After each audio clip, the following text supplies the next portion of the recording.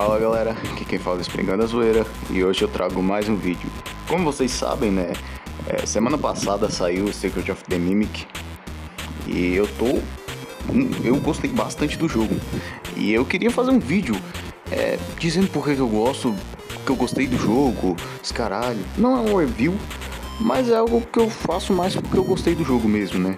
Enfim, sem enrolação, vamos começar. Um dos aspectos do jogo que eu mais gostei foi o próprio Mimic. Por quê? Porque o meu maior medo era que esse jogo fosse tipo um FNAF 3, que o inimigo principal é muito fácil de você evitar, justamente porque ele é o único inimigo. Então assim, esse foi o meu medo. Mas não foi isso que aconteceu. O Mimic teve um bom aproveitamento nesse jogo. Não foi tipo o Springtrap, que tem um design muito foda, mas que é mal aproveitado dentro do próprio jogo, justamente porque ele é o único que tá dentro do jogo. Não, aqui o Mimic, ele é bem aproveitado nesse jogo. Eu não vou dizer que ele não é fácil de evitar, mas eu também não vou dizer que ele não funciona. Dentro do jogo, ele funciona, tá ligado? Tipo, a troca de fantasias. É muito pica essa mecânica. Por quê?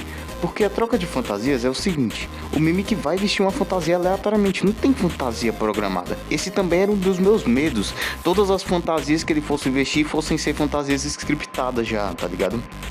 Não fosse ter esse negócio de ser aleatório. Então assim, o fato de que as fantasias que ele veste são aleatórias torna o terror do jogo muito melhor, né?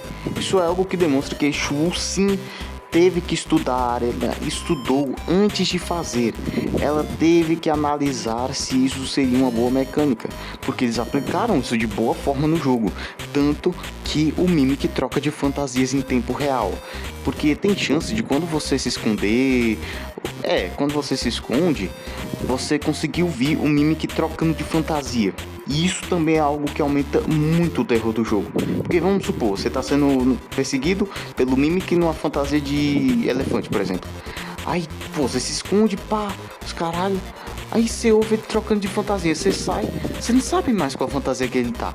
Isso é uma surpresa, porque quando você sai, né, quando você entra, ele não vai começar a te perseguir já, tá ligado? Não.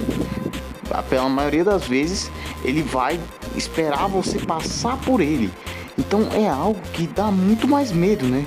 Você vai tomar um susto quando ele aparecer, e isso também vai causar medo em você. Então, para mim, essa parte foi executada de forma excepcional. Agora, outra parte que foi muito boa são as perseguições. Aí eu vi gente falando: ah não, é porque as perseguições do jogo estão repetitivas. Repetitivas um caralho. Me diz, quais são as semelhanças dentre as perseguições da Jack, do Big Top e da Dolly, a não ser que o Mimic tá te perseguindo? Literalmente, é as únicas semelhanças. As perseguições mais parecidas que tem é a da Jack com a Dolly, e nem são tão parecidas, as semelhanças são mínimas, porque a da Jack funciona de uma maneira e a da Dolly funciona de uma maneira totalmente diferente. Então esse argumento de que as perseguições são repetitivas não funciona. A perseguição do Big Top, por exemplo, ela é muito diferente. Ela não é o Big Top só correndo atrás de você no telhado, não. Existe mais habilidade do que você só correr.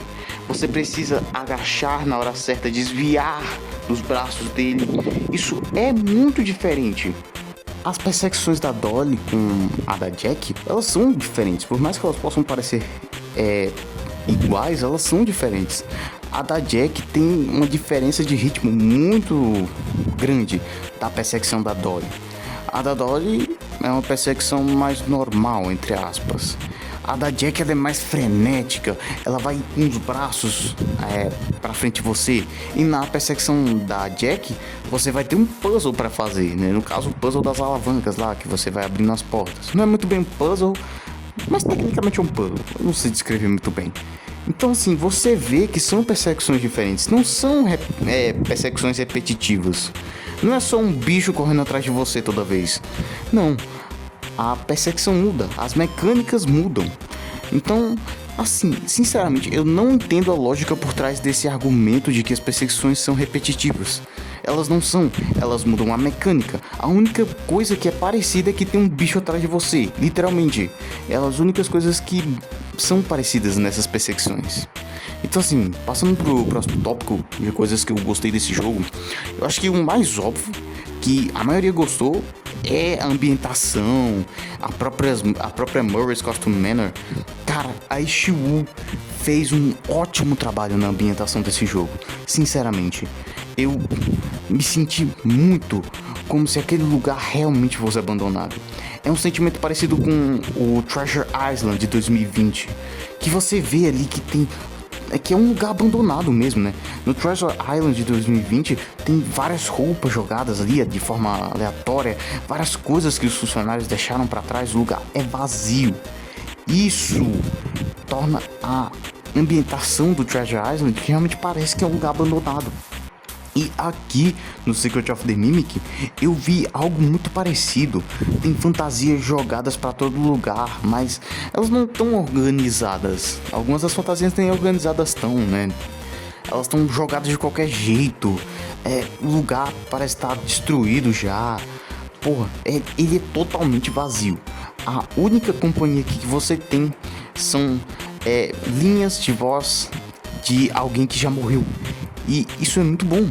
A ambientação desse jogo ela é muito boa. O ambiente é muito bom, né? As cores desse jogo também são excepcionais, né? Graficamente também o jogo é muito bonito. Não tem como negar, né? Sinceramente ele é muito bonito. Eu acho que do ambiente, dos gráficos, do mapa, assim, eu acho que eu realmente gostei bastante. Eu acho que foi o melhor ponto do jogo. Eu acho que ficou perfeito isso. Agora, outra coisa que eu adorei nesse jogo é o level design. Agora eu vou parecer o Corey na live dele, que ele falava, cada 5 segundos o Corey falava: não, mas o level design desse jogo tá incrível. Não, mas o level design desse jogo aqui tá outro nível. O level design tá pro caralho. Bicho, mas eu não tenho como negar. O level design desse jogo tá uma maravilha se comparado ao do Security Breach. Porque é o seguinte, a Murray's Custom Manor é uma construção que faz sentido, tá ligado? Ela não é uma construção feita de uma visão artística, de uma visão de alguém que faz filmes, né? Porque o Pizzaplex, se eu não me engano, eu lembro de ter visto isso em algum lugar, ele não foi feito com uma visão de gameplay, ele foi feito com uma visão mais cinematográfica, né? Por isso que tem vários erros ali, que a construção não faz sentido para um jogo, que o mapa tem que ser separado, tá ligado? A Murray's Custom Manor, você vê que tem sentido aquela construção. O mapa não é separado em partes, não. Ele é só um mapa, né? No caso, o mapa que você vê nas câmeras. Nas câmeras não, né? Do computador. Porque o mapa de Security Breach, ele era separado no Fastwatch, tinha várias partes, era super confuso. O mapa da Murray's Custom Manor, ele não é tão confuso quando você olha no computador. Ele é muito fácil de entender. E não tem tantos erros que fazem com que ocorra coisas como objetos atravessando paredes porque as paredes foram mal planejadas, tá ligado? Aqui não tem objeto atravessando parede, que nem no Security Breach, que tem várias partes até hoje que tem aquelas barricadas de ferro que coloca em evento para o pessoal não passar para uma parte que não pode. Então, no Security Breach tem vários daqui, porque o level design do jogo é uma bosta também, né? Mas tem vários. Só que tem alguns que eles ficam atravessando a parede, porque o level design do jogo é ruim, é simples. Ele foi mal planejado. Ele não foi feito com uma visão pra gameplay. Ele foi feito com uma visão mais artística mesmo, né? Uma visão mais cinematográfica. Enfim, outro tópico que eu também quero abordar nesse vídeo é a história. Nossa, mas eu já vi tanta gente falando que a história mudou totalmente, sendo que não, a história não mudou, tá ligado? No caso eu tô falando da história no geral, antes de falar da história do jogo em si.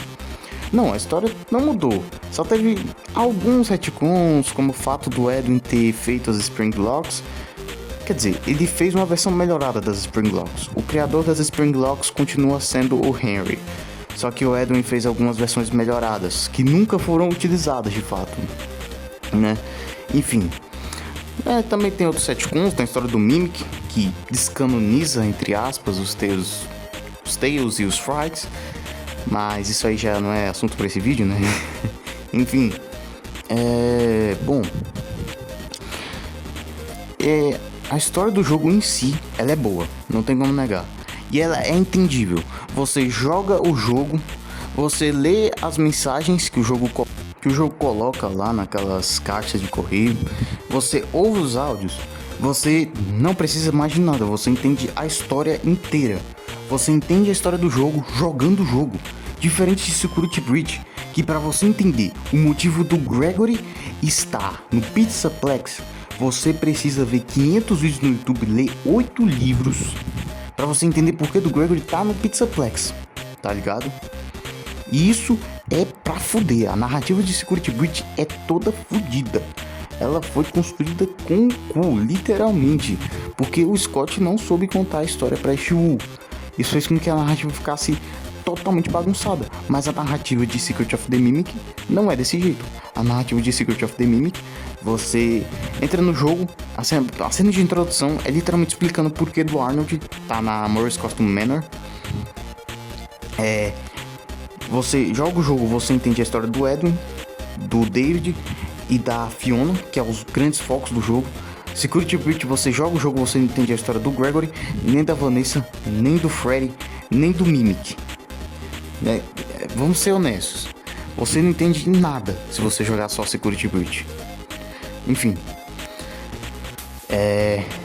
bom, na questão de otimização, não tem como dizer, esse jogo foi dado de 10-0 em Security Breach, pelo amor de Deus, nem como comparar, né? Foi um lançamento muito mais polido do que Security Breach. Enfim, eu acho que é só isso que eu queria falar do jogo mesmo. Ficou um pouco bosta o vídeo, enfim, espero que vocês tenham gostado. Falou, fui.